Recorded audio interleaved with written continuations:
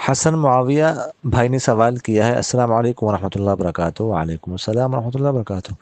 مفتی صاحب، سوال یہ ہے کہ ایک دوست ہے جو کاروباری ہے، اس کے والد کے پاس جو مال ہوتا ہے وہ ان میں سے زکوٰۃ دے دیتے ہیں۔ ان کے بیٹے نے باپ کو بولا ہے کہ کوئی پلاٹ خریدے، والد صاحب کہتے ہیں بیٹے رہنے دو، لیکن بیٹے نے یہ کیا کہ باپ کے اکاؤنٹ سے 30-40 لاکھ کی رقم نکال لی ہے، جو والد صاحب کو پتہ نہیں ہے۔ اس لڑکے کی نیت یہ ہے کہ میں ان پیسوں سے پلاٹ خریدوں گا، پھر ابو کو بتا دوں گا۔ اس رقم کے نکالنے پر والد صاحب کچھ نہیں کہیں گے، کیونکہ ان کے والد کے پاس مالیت بہت ہوتی ہے۔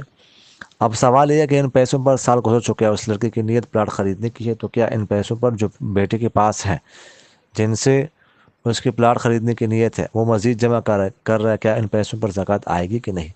دیکھیں، ابھی تک اس نے پلاٹ خریدا نہیں ہے، پیسے اسی کے پاس ہے اور سال بھی پورا ہو چکا ہے، لہٰذا ان پیسوں پر زکوٰۃ ادا کی جائے گی۔ زکوٰۃ ادا کرنا ضروری ہے۔ جزاکم اللہ خیر۔